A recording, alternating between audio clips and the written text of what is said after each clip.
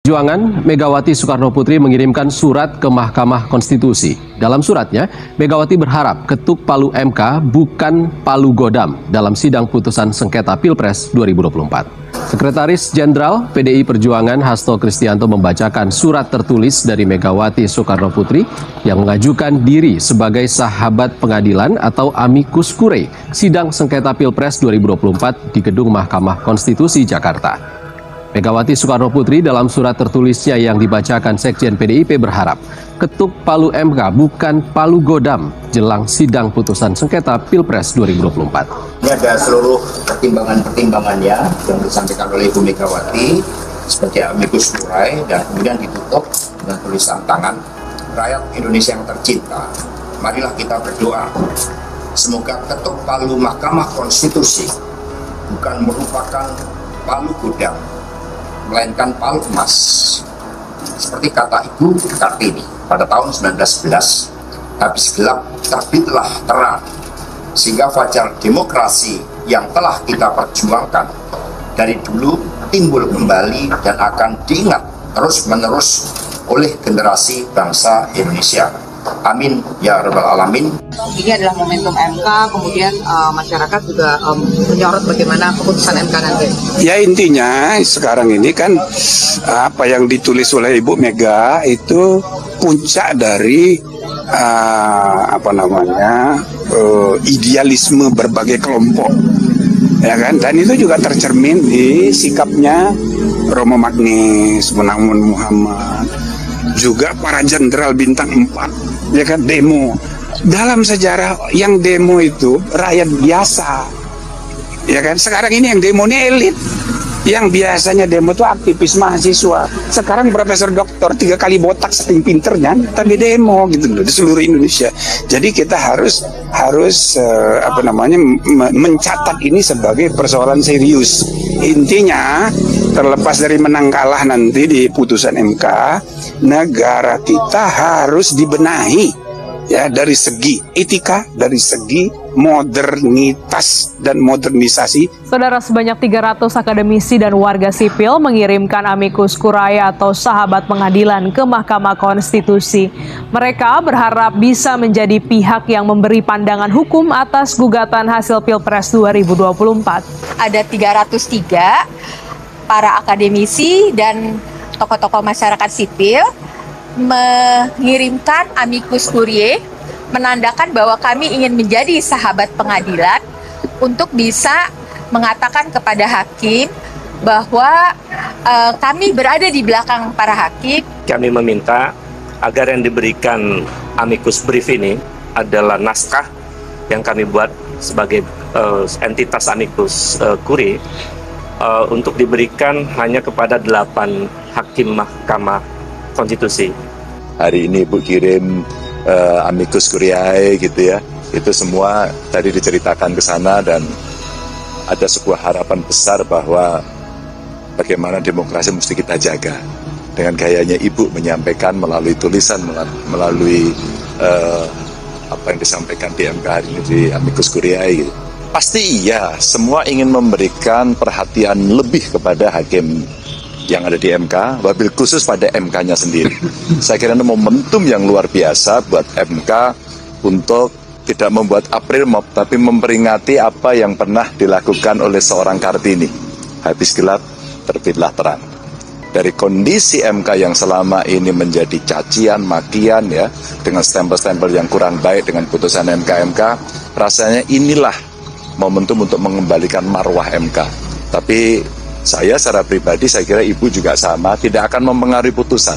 Karena kewenangannya pada Yang Mulia Majelis Hakim. Tapi sebagai sahabat pengadilan seperti masyarakat yang lain, Ibu menuliskan pikirannya, termasuk opininya waktu di Kompas itu, dan saya kira semua banyak orang melihat situasi ini ya. Jadi saya kira semua mendorong agar putusan ini seadil-adilnya dengan fakta yang ada, agar demokrasi bisa terjaga.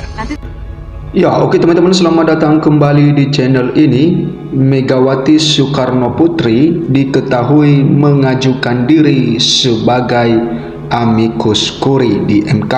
Kita tahu bahwa pengadilan di MK selesai dan tinggal menunggu putusan MK.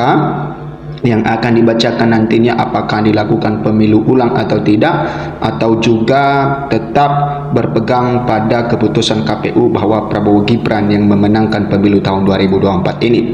Nah, sebagai Ibu Megawati mengajukan diri di MK sebagai amicus curiae. Nah, sebelum kita lanjut teman-teman, kita lihat dulu apa itu artinya dari amicus curiae di dalam sidang sengketa Pilpres tahun 2024 ini, ya, karena kalau kita tidak mengerti apa itu amicus curiae, jadi susah kita ya mengerti ya apa maksud dan tujuan dari Ibu Megawati ini, kenapa dia bisa mengajukan diri sebagai amicus curiae di dalam sidang atau MK.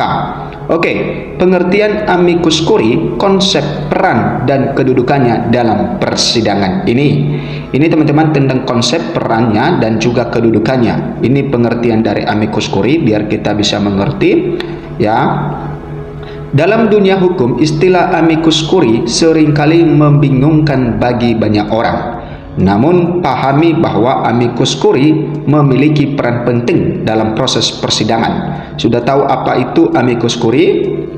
Nah, di sini teman-teman, amicus curiae sebenarnya bukan pihak yang terlibat langsung dalam pengadilan.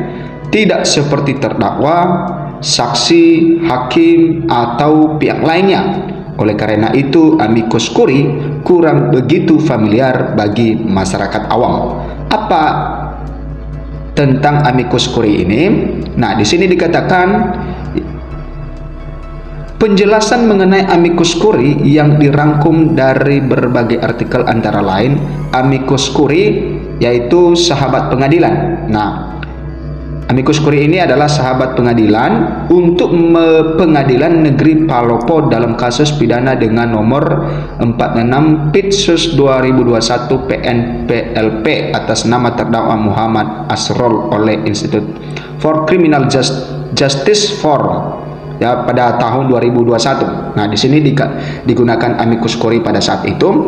Tinjauan yuridis mengenai peran amicus curiae dalam pembuktian tindak pidana oleh Avantika Putri Julian dan kawan-kawan pada jurnal Brawijaya Mutkur Komunisti 2022 lalu.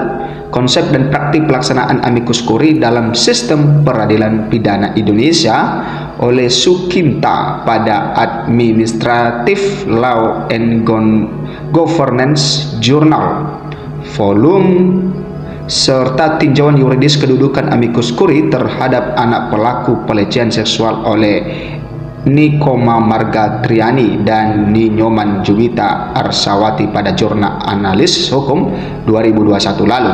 Nah, ini kejadian-kejadian ya yang telah terjadi dan telah digunakan amicus curiae. Nah, di sini pengertian dari amicus curiae teman-teman. Apa itu amicus curiae?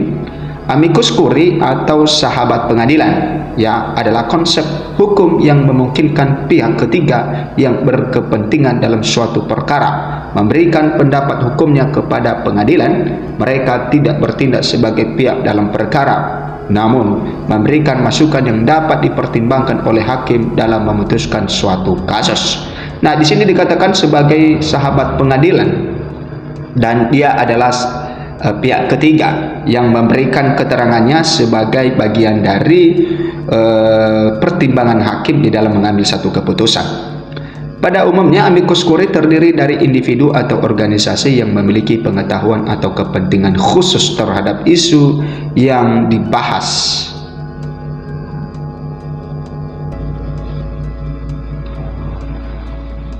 Yang dibahas dalam perkara tersebut. Misalnya dalam kasus lingkungan hidup, organisasi lingkungan bisa menjadi amicus curiae untuk memberikan pandangan dampak lingkungan dari suatu keputusan hukum. Nah, mengenal konsep amicus curiae. Amicus curiae berasal dari tradisi hukum Romawi dan dipraktikkan dalam sistem hukum common law. Konsep ini memungkinkan individu atau organisasi yang tidak terlibat sebagai pihak dalam suatu perkara untuk memberikan masukan atau pendapat yang berkaitan dengan kasus tersebut kepada pengadilan. Meskipun tidak memiliki status formal sebagai pihak dalam perkara, kontribusi amicus curiae dapat dipertimbangkan oleh hakim dalam proses pengambilan keputusan. Dalam beberapa kasus, amicus curiae dapat membawa pandangan atau informasi yang belum dipertimbangkan oleh pihak-pihak yang terlibat dalam perkara. Dengan begitu, amicus curiae dapat memberikan sudut pandang yang lebih luas bagi pengadilan dalam memutuskan kasus tersebut. Meskipun penggunaan amicus curiae tidak diatur secara khusus di Indonesia, hakim dapat memutuskan untuk menggunakan masukan tersebut dalam memeriksa dan memutuskan perkara berdasarkan prinsip keadilan. Nah, ini peran dari amicus curiae, teman-teman. Terdapat peran penting amicus curiae dalam memberikan pendapat hukum yang bisa menjadi dasar pertimbangan bagi hakim dalam penjatuhan putusan. Ada 3 kategori peran amicus curiae, yaitu 1. Pendapatnya menjadi pertimbangan utama. Amicus curiae disebutkan dalam putusan dan pendapatnya dijadikan pertimbangan langsung oleh hakim. Yang kedua, pendapatnya menjadi pertimbangan tambahan. Meskipun tidak disebutkan, pendapat amicus curiae dapat dijadikan pertimbangan oleh hakim dalam putusan. Yang ketiga, pendapatnya tidak dijadikan dasar pertimbangan. Jika pendapat amicus curiae tidak dianggap relevan oleh hakim, maka tidak digunakan dalam putusan. Nah, kedudukan amicus curiae dalam persidangan. Nah, ini kedudukannya. Amicus curiae memiliki kedudukan penting dalam persidangan. Hal ini berkaitan dengan perannya dalam memberikan masukan kepada pengadilan tanpa menjadi pihak dalam perkara. Meskipun belum memiliki regulasi yang jelas dalam sistem peradilan Indonesia, konsep amicus curiae telah diterima sebagian dan diakui dalam beberapa peraturan seperti Peraturan Mahkamah Konstitusi 06 PMK 2005. Amicus curiae dapat memberikan keterangan sebagai subjek hukum yang memiliki kepeduliannya terhadap suatu perkara. Meskipun tidak memiliki kedudukan yang jelas seperti saksi atau alat bukti dalam KUHP, amicus curiae dapat dipertimbangkan oleh hakim dalam membentuk keyakinannya dalam memutus suatu perkara. Nah, teman-teman, itulah amicus curiae yang diajukan oleh Ibu Megawati. Dia memposisikan dirinya sebagai amicus curiae di dalam sengketa Pilpres tahun 2024 ini, sehingga bisa dikatakan bahwa Ibu Megawati memposisikan dirinya sebagai sahabat pengadilan. Terima kasih, berikan komentar Anda. Sampai jumpa di video berikutnya.